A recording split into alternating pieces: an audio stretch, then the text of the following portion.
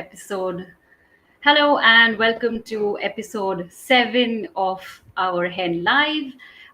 Today I represent Hen India, her entrepreneurial network, a networking platform for women led businesses. It is a community of women entrepreneurs focused on inspiring, informing, and supporting each other to build successful businesses along with balanced lives.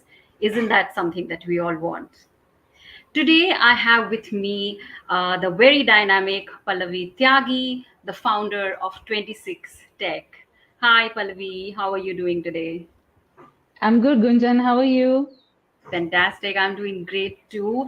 So, a quick introduction of Pallavi in our words first for our audiences is Pallavi is a fractional CMO, Chief Marketing Officer for early stage startups and MSMEs for enabling scalable growth. Her company, 26 Tech, is on a mission to empower bootstrapped entrepreneurs, many of whom may be watching this show today, with the marketing strategies and tools needed to thrive in today's digital landscape. Exciting, isn't it? With Pallavi's experience as a founder of a bootstrapped startup, she dissects a company's unique growth DNA and crafts laser focused, stage specific marketing strategies that drive results, something that we are all looking for at all times. But um, kid me not, Pallavi is not an average marketing guru. Her decade long experience as an automotive engineer across 5 continents is what makes her stand apart. This has instilled in her the logic and the grit of building businesses for a variety of customers. Beyond providing marketing services, of course, she empowers bootstrap entrepreneurs as well. So, Pallavi, once again, welcome to the show this evening. Thank you so much, Gunjan. It was a lovely introduction. I think you covered all of the things that I would have liked to say in an introduction. So thank you so much for giving me such a warm welcome. You are most welcome. But while I have said what I have said, I think nothing beats the horse's mouth. And always from the business perspective, from the entrepreneur's perspective, there is always something exciting to hear. So I would love to know more about you and your business from your perspective as well. So over to you. Thank you. So, what you've described really is where I have got to in the last 4 years. My vision to help bootstrap companies, be a fractional chief marketing officer for them, and guide them overall. But it Hmm. has been a journey, and I think that as any entrepreneur, it is important to realize that what you start off with kind of evolves over time, and you get to what you want to be at the end. So like you said, the 26 Tech, we help bootstrap companies build a repeatable, sustainable marketing model, something that you're thinking about long term, which is very different to, and it's very hard for an entrepreneur to think that long because you're so focused on the short term, right? So it's a mindset that I guess I'm challenging, and it's also a little bit of education that I'm providing to the bootstrap founder that I work with, that think Hmm. big, think that you're going to last for 10 years, and then tell me what you need to do today to build that kind of business. So that's what we really focus on. We don't just provide marketing services, we actually handhold. We are we walk next to the founder, we become a part of their company. We Hmm. of course channel the marketing, but we are also helping them think about their business goals, and how marketing aligns with all of that. So that's what we aim to be. We aim to be a marketing partner for a bootstrap founder. Amazing, amazing, absolutely. So, two things I gather, Pallavi, from your description is that entrepreneurship is not only a lonely journey, which is where you said that you potentially handhold them and walk the journey with them, but very often it can be a very difficult and an arduous journey also, where someone like you can come in and really simplify the journey. In my experience. Networking has been a great rescue model, Yeah. a rescue system that can really Yeah.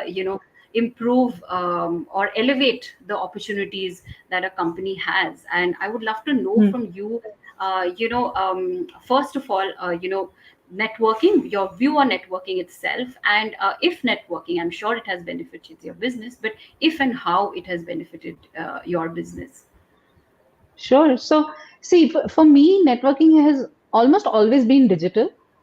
With Mm, my first startup, I started something in 2015 when I was still an automotive engineer. And I started something because I felt really passionately about it. And I knew nothing about entrepreneurship. And mm, it was a lonely journey, even though I had a co-founder. But my co-founder was also not an entrepreneur. So we knew nothing. And, who do you go to? As a bootstrap company, you don't have any kind of programs that guide you through all these stages. How do you think about your business from, your business model, financial model, who to hire, and all that, right? So the very few avenues that target bootstrap companies.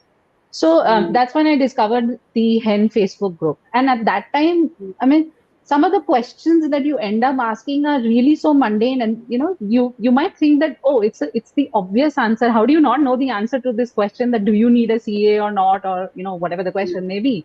But when you're Mm. doing it for the first time, where do you get all this information from? And the only way to get it from is to network with other people who are in the same stage of life Peers. as you. Yeah, Mm. exactly. So peers, right? So that was my first, I guess, interaction, or my first exposure to networking. That I'm asking questions and I'm getting answers. Mm. Still not building a relationship, still not building a network for myself. It is more of a Q&A. I have a query, come and solve it for, if there's someone who can solve it. It got Mm. better with my second startup, where I was a little bit more intentional about networking. I knew that I Nice. needed to speak to more people, and I needed to look at networking as a way to grow the business. Whether I'm looking for potential clients, or I'm looking for partnerships, or I'm just looking to, spread the word with through other people. So all these three things, we can talk about them in greater detail later on, but all of these three things have helped me to grow my business to where it is today. The idea to be very intentionally a networking person, that is what has really helped me to grow. Hmm. I'm loving the word intentional. You used it twice in your answer, and I would love to know a little more about that because, uh, you know, um, very often we approach these very important concepts of business without knowing a lot about them and trying to just see if this works for me or that works for me. But when you say intentional networking, I think it comes with a lot of focus and thinking. I would love for you to share a little more about that because I'm finding it very fascinating. Sure. So, see, whatever I read about networking, they always said you must have an elevator pitch and you must be able to, pitch your company in 60 seconds or so on. And sales doesn't come naturally to most first-time entrepreneurs. If it did, we would not be an entrepreneur, right? We built a really big company. So it doesn't come naturally for me to go talking about my company. So Mm. when I looked at it, and I thought that, okay, what am I most comfortable with? And the first thing I thought about was that I need to be who I am. I'm naturally a people person. I don't mind talking to strangers. I don't mind striking up a conversation about Mm. anything that I have in common with them. It could be the fact that I'm an army brat. They could be a dog parent like me. Whatever it may be, it does not matter. The thing is to have that opening to talk to someone. Hey, I see you're from the same city as me, or I really like your sari, whatever you're wearing, or stuff like that. So I Mm. felt that is the first thing, that the intention has to be that you have to strike up a conversation. That is Nice. that is what is important. Then the next thing was that I thought that if I'm not comfortable pitching, but still I'm doing this for a purpose. I'm not doing this Mm. to collect connections on LinkedIn. I'm not doing this to, have more phone numbers in my phone. No, I'm doing it to grow my business. So that Mhm. conversation does need to come in. You need to talk about what you do, what the other person does, and talk about it from a very open-ended perspective. Just share what you're doing, listen to what they are saying. That's just it. Gather information at this stage. Mhm. And then Mhm. the third intention is that if at any point in time, whether it's 5 seconds later, it's 3 months later, or it's 2 years later, if at any point you feel that there is the potential for collaboration, or for, doing something together, don't Mm. think about it too much. Just ask, because you have Mm. built that connection. That was the whole point of why you ended up speaking to somebody in the first place, right? So just reach out and say, hey, I think that this is a great place for us to collaborate, or hey, I think that what I've created as a package would be great for your business. Is Is that Mm, something that you'd be interested in? Use that mm, relationship that you have built. Don't worry too much about it. So that's what I mean, that the networking has to be intentional. It has to have a journey, and that's what those are the three things that I think about when I network. Interesting, interesting. In fact, you raised two, three very interesting points, which I will speak about in the due course of our conversation. One of which is collaboration, which I'm right now just keeping under the shelf, because I took back one something really interesting about networking. For example, that you, from the material and from the answer that you shared, is that it's very much like any other thing that you approach, or any process that you approach in life, right? That it's the energy that you give it. If you go in with intent, if you go in with a plan, you're going to come out with a plan. I think it's no different than Yeah, that. And if one can just see it from that perspective, that it's as simple as as taking on anything new, when you are getting in with that excitement, when you're getting in with the idea that this is what I want to come out with, then yeah, it it is likely to give you those answers. And to that, Priyanka, over here has a very interesting response, saying answer is always no until you ask. yeah. Yes, absolutely. And yet we Hmm. hesitate to ask. Oh gosh. Yeah, absolutely. Of us, not everybody, right? Before I move on to, as I said, the collaboration point that you mentioned, which I will Hmm. talk to you a little more about. Very quickly on networking, because so many other, so many entrepreneurs may be watching over here too, for which networking could be, both an opportunity but also a pain point at this time. Three quick tips from your end, if you can, on networking, will be great. Hmm. All right. So, like I said, be authentic, be who you truly are. And if you're a friendly person, just go ahead and approach it from that perspective. If you are a salesy person and you can make that pitch in the first conversation, that's great. I envy you because you can do that. But if you're not like that, just strike up a conversation that really works for you. I think the second thing that I really follow is I don't necessarily have an outcome driven approach to networking. I don't go in and say, if I'm going to speak to this person, I need to come out with, the ability to pitch to this person or have a collaboration. I genuinely would like to know what they are doing and, what their challenges are. Like I said, have a conversation and figure out what are the possibilities. And there could be one possibility, there could be many possibilities, or there could be zero possibilities. That's also fine, as long as, we are building that relationship. And Hmm. the third thing that the third thing that I feel that about networking is sometimes also think a little bit beyond the obvious kind of connections that you can build. Hmm. So, like I said, that for networking, one of the obvious would be to get more business, and you could get more business by directly selling to the person that you're speaking to, or asking them to refer you in their network. But the Hmm. greater value that I have found with networking, and obviously, Gunjan, you know this because you're part of that group, is that Hmm. ability to build a connection. And we have a mastermind group, you, me, Chitra, and AD, right? So, four of us, we have been brainstorming every month for the last, what, 8, 9 months, I think. And Uh, it's it's a place where we all four of us, we come and share what has happened in the last month, and what our challenges are. And it's hmm. not a problem solving group. It's not even an open ended we are not going to discuss, or we are not going to give solution kind of group. No, it's just four people who are in the same stage of life, hanging out and talking about their business. And Hmm. I feel that that is one of the greatest outcomes that I've had from networking. I would not have imagined that I would get to form a very close peer group with whom I can discuss everything. I think Hmm. that if I had planned it, I would have never got there. But it was just something that just Hmm. accidentally came about because one person mentioned it, the other person put up their hand, and we coordinated it together. Yeah. So in summary, in networking, don't box yourself into the obvious outcomes. Think about, just let it naturally evolve into a relationship that could be beneficial for you. Nice. Really nice. Really nice. Going with the flow really is what you are saying at the end of it. Be Yeah. yourself and go with the flow and see the opportunities that unfold, right? And Harsha agrees with us there, saying authenticity goes Yes. along. Yeah. Fantastic. So now coming to collaboration, because in many ways, networking sometimes works as the first step towards going closer to a collaboration, because it helps you obviously know the other person, find your fitments, etc. But I first want to know your experience and your views on collaboration as a takeaway from networking itself. Yeah. So I've had good success Mm, with collaborations through networking.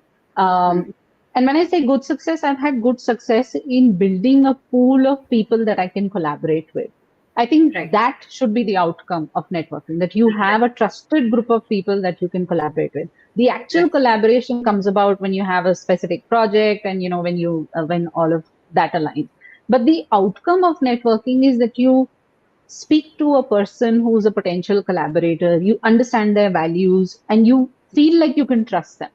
Because when Mm, you're collaborating on any for your business, that trust is extremely important. You've got to share quite a few things about your business that you would not share with the public, and you've mm, got to uh, have that confidence that if I'm working with this person, are they going to work as the same timelines and the same authenticity and the same ethics as me, right? So uh, for if you're going in with the intention of collaboration, while you can do your basic check and say these are the skills that this person will bring to my business, you have to mm. go beyond and think a lot more, and I think that comes a little bit outside of the purview of networking. Networking introduces you to people who are collaborators, It's and a then you have to stepping. take it a step further. Yeah, Mm. exactly. Very true, very true. Yeah, I think it just sets the stage, and it brings together the characters, if I may say, that okay, these are the people that you could figure something around with, and then the kind of story unfolds and keeps proceeding into building a collaboration, right? Yes, um, yes. I think an important, I would say, an important tipping point that comes in between, going from a networking to a collaboration is the moment when you feel instinctively, or instinctively, that now the connection is ready to go to the next stage of a collaboration, right? And while Mm, I mm, absolutely know, agree, and understand that it is a very often an organic process, right? You can't mm. really point a moment, but still from your POV, what should people be looking at, or how does one trust their instinct that okay, this connection is now, I would like to kind of take it further as a collaboration.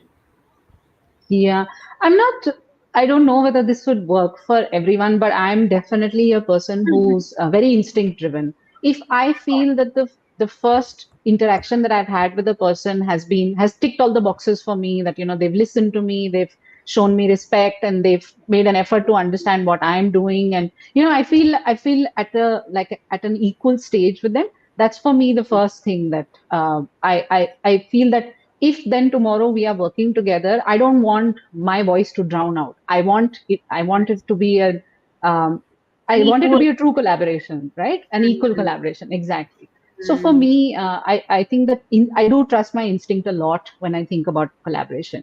But sure. the really important things that I look at is, are our values aligned? Because when I've created a business with a certain specific set of values, and obviously the other entrepreneur has also created it. So it is important to have those kind of discussions. It could be things about how we are going to work together. What is your working style? Do you communicate on what channels do you communicate on? Because when you start working together, if you think about these things, that let's say I communicate well on email, but the other person communicates better on WhatsApp, it can grate on your working style. So you do Mm, talk about these things as well, that what is your communication style, what is how do you approach a deadline, and so mm, on and so forth. And then of mm, course the ethics.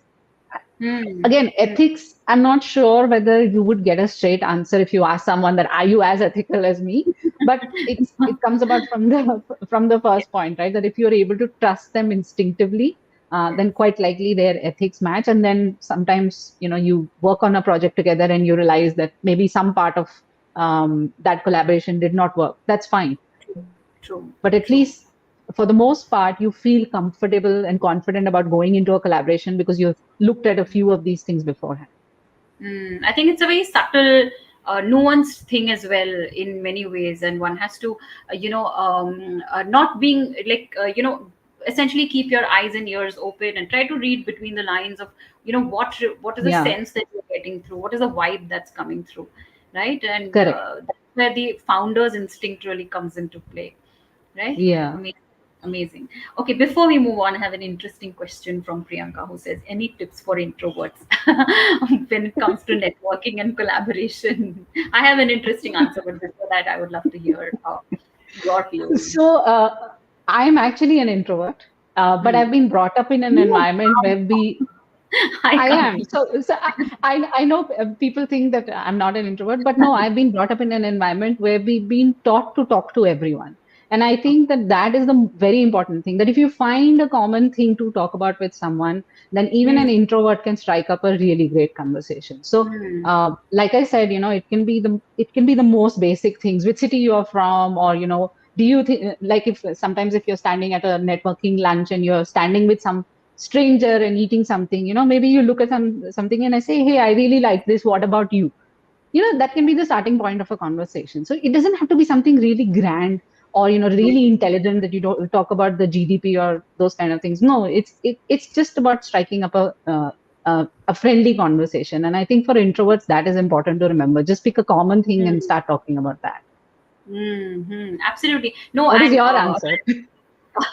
no, so first, on your POV, I agree with you completely. And in fact, one thing that always works for for introverts, I feel, is that very often they are, because they are so reflective in nature, because they are so within themselves in nature, they are very often experts in some things, and it's a great idea to pick that expertise up and bring that up in a very, regular, organic conversation. Very much as you said, like you just mentioned that, somebody likes somebody's sari, so sometimes an introvert may have great knowledge about, that, and Yeah. which can strike up a conversation, right? Yeah, so Mm, I have an interesting answer, and I think it's also sometimes the question of what is more important to you in that given moment, right? Or in general, mm, right? If you're an entrepreneur, you've signed up for many things, right? You've signed up mm, to upgrade yourself, you've signed up to change yourself, you've signed up to become everything that is required of you in that given moment,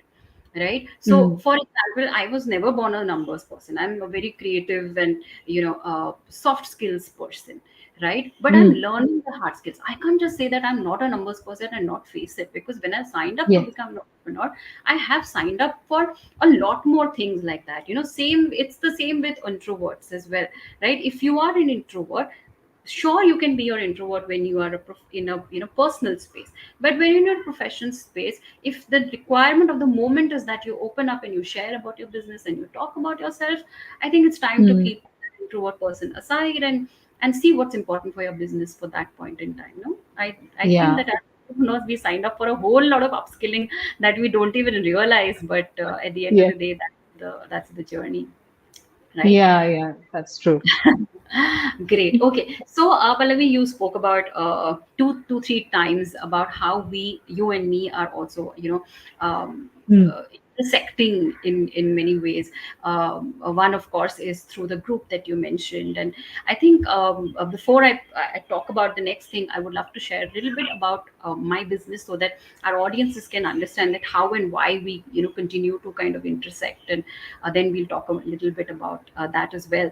So, mm, as you heard, this is for the audiences, as you heard that because Pallavi is into, helping bootstrap entrepreneurs, helping them with their marketing strategies. My company and I and my company Copylove, we are all about branding strategy and copywriting, and then coming up with strategic content solutions, right? And because brand strategy and marketing strategies are so intertwined with each other and very often, kind of dovetailing into each other, where the brand comes first and then the client wants to see, okay, how will you convert the brand strategy to a marketing strategy, something that you can see, and from the marketing strategy, oh, how will now this marketing strategy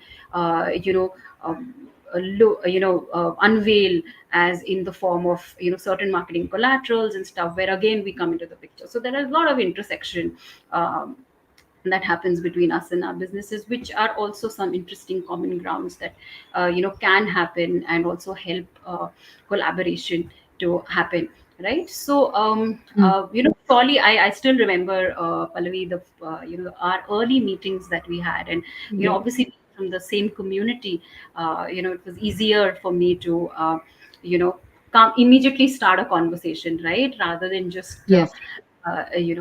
trying to wonder how to make this work, right? So there was a lot Mm. of natural synergy, I thought. And how do you recollect, and how was it for you, our early interactions, and when did you, for example, feel that we could do something together?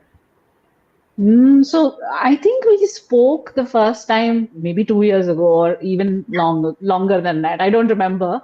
And like you say, it was very easy for me. I think I reached out to you. It was very easy for me to reach out to you and just say, "Hey, I'm from Hen, and someone's recommended you to me, and there's a project that I want to speak to you about, or something like that." If I remember correctly, there was Yes. no there was no hesitation to reach out because we were from the same network, right? So there was no other introduction, long kind of essay that was required to be read out and kind of executed. So the introduction bit was really simple. And then I remember waiting for a really long time to work on a project together, because Yes. the first time we spoke, we already knew that from the business perspective, of course, there was a lot of intersection. There was a lot of things that Copylove and 26 Tech could do together, which would help the audience that both of us are working for. I mean, it was a natural progression, right? What you do for marketing helps. Sorry, what you do for branding helps set the foundation for that company. It sets them up for building a brand that is going to last for a long time, and then 26 Tech can come in and execute a marketing strategy which will help them make it more visible. So to me, the and I'm sure to you, the connection was very clear. The challenge was to find a suitable Yes. client who had requirements for both. And I remember that we looked at many different clients. Sometimes they would be interested in the branding side, but not so much in the marketing, or they would be interested in the marketing and not so much in the branding. And sometimes neither of that worked out for Yes. them. So um, I think what was good, even though none of our initial collaborations worked out together, I think what was good was that even during that time, we were discovering a lot of things about ourselves, how the Yes. collaboration could work, So right? Our relationship was slowly building up, where we understood each other's working style, communication style, as I said, deadlines and commitment to delivering what we had said. And I think that uh, when we finally did collaborate on a project, we had so much history behind us. By that time, we had already spent 6 7 months being mastermind buddies as well. So we had so much history behind us that there was no further surprises. It was just like, oh, okay, now we are ready to go. Let's hit the now ground running. I never saw it with that trajectory, right? And you so beautifully summed up. And absolutely, Priyanka, building trust takes time. And, this is also a good sign, or a good example to everyone watching, that, it takes patience as well, right? Mm, Many times clients will work out, not work out, etc. But what's the larger picture? The larger picture is the partnership that is blooming on the side, mm, right? And of course, when the time is right, it will show its results. But that's what a true collaboration is all about. Just keep sinking and use the time, whether you're working together or not, use that time to keep sinking in. I think that's an amazing takeaway. Yeah. And yeah. of course now, we are working on some interesting projects together, and trying to really bring the right values to the table to help our clients really benefit from this combination. Excellent. Yeah. Towards the end now, so what are some key factors you would suggest to our audience watching, that what should you keep in mind when you're going in for a collaboration? Of course, you've mentioned the earlier also that a value match is the thing, but anything else Yes. that from your experience with any other collaborations, if you may have some key Hmm. factors that one should keep in mind? Yeah, absolutely. So finance, we didn't talk about it, but for me, it was probably the fourth or the fifth point, because for me, it was very important that the companies really have the same values. But finance is something that you definitely need to look at. What are you charging? What is the other company charging? And what does your total, um, let's say, proposal looks like? Because you have a particular type of audience, and if you're going to overcharge, undercharge, or whatever it may be, you need to take that into consideration. So finance is definitely something that you need to think about. You also need to think about the quality of work. I said I talked about deadline commitment and all of that, but it also is that, are you at similar expertise levels? Let's say in our case, we had to be at similar expertise levels because we were offering services that are complementary to each other. But if you are collaborating with someone who is potentially feeding into what you are doing, then you have to think about that. Are they really making a difference to you? Is it really worth collaborating with them, or is this something that you can do in-house, right? So you have to think about things like that, that don't just collaborate for the sake of collaborating. Think about whether that's collaboration is actually adding value to you. And I feel the third thing, which is an outcome of collaboration, it's not necessarily the reason why you collaborate. The outcome of collaboration is that you do have access to the other person's client network or prospect network. And I feel that is very interesting, that sometimes you may be looking at, uh, you may have the same target audience, but you may be looking at one small section of that audience because you're comfortable doing what you're doing, and the other partner brings in a different segment or a different type of or a different scale of project, and it might shake you up a little bit. I know I've felt that sometimes with collaboration, that I've looked at something that a partner has brought me, and I feel like, oh, I'm not sure if I'm ready for this sounds like a really really big thing, but I know that, Gunjan, you and I, for example, we have pitched for a really large project, and it was outside my comfort zone. But when you made me do it, and I'm like, okay, fine, let's do it. So what? If we don't, what's the worst that will happen? We won't get it, but at Not least one has tried, right? So I think that is a really interesting outcome of collaboration, and if that happens, then I think the collaboration has done really well, because you've ticked all the boxes and you've got a bonus out of it, right? So yeah. those are the things I think about.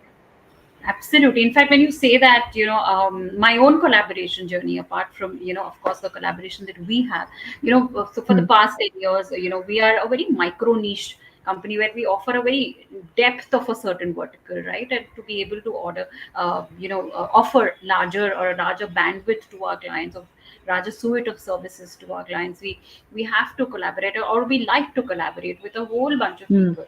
And a lot of Hmm. collaboration for me, goes even before, beyond my agency years. My agency is going to be 10, but my own collaborations are 20 years old almost, right? Yeah. Some of them running into that. And I think collaborations are so much about that. They are really about the value match, and they're really about people match, finding the right people that you can vibe with, right? But I was just thinking of one thing while you were answering that, now that our collaboration is made, we make it sound very easy, right? That, Hmm. ये बस मिलना है right person and just kind of vibe Ah, with that. But technically there can be so many pitfalls, and so many collaborations can go wrong, right? In the sense of, yes. when you said, this occurred to me when you said that there is so much information that we are privy to for each other, and one has to really, Hmm. or not to say that the other is is wrong or is coming in with a malintent, but one has to be watchful of those kind of things also, because it is equally possible, right? Just because it hasn't happened to Yeah. us, not would, doesn't mean that it may never happen. And so, really the founder's instinct has to play up over here, and being watchful, and being, putting your boundaries. Like, I know that while of course we trust each other, but it does not mean that we don't put our paperwork together. So you and me have Yes. made an MOU, right? So, Yes. and it is a thing to say to everyone watching, that it doesn't mean anything else. It just means that we are, respectful of each other's boundaries, and Hmm. it's a kind of a commitment to say that we will, honor this collaboration. So, I also Yes. feel that, while trust and, everything else plays a very important role, the paperwork should not be missed, just to be respectful of each other, right? Because Yeah. whatever Absolutely. sounds great, things could go wrong as well, right? Awesome. Yeah. Great. Awesome. Okay, Pallavi, towards the end now, my last few jewels and pearls to come from you Sure. is, just to end with some do's and don'ts of collaborations. What are the things that, people should do? Maybe just three do's and three don'ts of collaboration from you. I think that would be Hmm. a fantastic takeaway of our conversation. Sure. So, okay, the first do you already talked about, right? Like you said, the paperwork needs to be there, and it does not mean that I don't trust you. It Yes. means that we just documented everything, that needs to go in the collaboration. The Yes. second thing is all the things that we talked about that do take time to understand that this is the right person to collaborate with or the right company to collaborate with. Don't be in a rush to just build a bunch of partners, because it doesn't happen that way. By all True. means, have a huge list of people that you could collaborate with, but the Mm, actual collaboration, getting to actually practically doing work together, does take a lot of time. So think about it very, very carefully. And the mm, third thing is that once you have made the commitment to collaborate, even though mm, I've had a couple of really bad experiences, I still feel that I would do it the same way. That once you made the commitment to collaborate, don't hold stuff back, because you have invited this person to become a part of some part of your business. So then mm, don't try and cheat them out of the let's say the commission that is due to them, or not share the mm, information that would help them perform better. Don't do that. It's an mm. honest collaboration, so um, definitely do that. So I think I answered the do's and the don'ts together. That's The totally third fine. one I was think a this is do, but I made it a don't. no, no, absolutely. I think the essence is super, super clear of what you're saying, and I do want to end this on a note saying that collaborations are something to be cultivated, right? They come with Yeah. time, they grow with time, and not only do they form with time. I think it's the due responsibility of both collaborators to make it grow over time. It's not just a coming Yes. together for once, but it's really growing it together, right? And while Hmm. after it's done or during it's done, and god wish everybody a successful collaboration, but one should also keep an eye out for things that may not work, right? And it's I think it's okay to not cry over certain collaborations that may not work out, because maybe it's a good thing that they're not working out already for you. If certain collaborations are not working, protecting you from some other stuff that could go wrong. And I think you also mentioned a very important part in terms of the honesty in one's approach towards collaboration. Always keeping your pages open, always keeping your case Yeah. out there, and really treating the other as a partner and as an equal partner. And that I think Yeah. is super important. Equal partnership, I think that word is underrated, I would say. One says partnership, and sometimes there can be power equations, there can be subtle Hmm. cues here and there, but I think having an equal and honest partnership is what really takes it the Yeah. distance. No? Yeah, absolutely. I mean, a great collaboration actually adds a lot of value to the business. You and I, we've spoken about things beyond our collaboration, and it has helped both of us. So I think a great collaboration is having someone walking next to you on your entrepreneurial journey. And isn't that what all of us want? Yes, and then suddenly the journey is not that alone as we hear it is, right? Yeah, Amazing. exactly. Yes. Amazing. On that very, very friendly note, I really want to thank you, Pallavi, for sharing yourself with us today. And also, I want to thank Hen for the opportunity that you and me could come together and share our story of collaboration. I think it's a fantastic opportunity and a great happy example that we can share about the magics of collaboration and what are the lovely possibilities that open up once you find a good partner. So, thank you, Pallavi, and thank you, Hen. And I hope everybody finds value in our conversation today. That's the end of our life today. And thank you, and have a great evening ahead. Thanks, Pallavi, Thank you once so again. much. Thanks, Gunjan. Thank you, Hen. Thank Bye. you.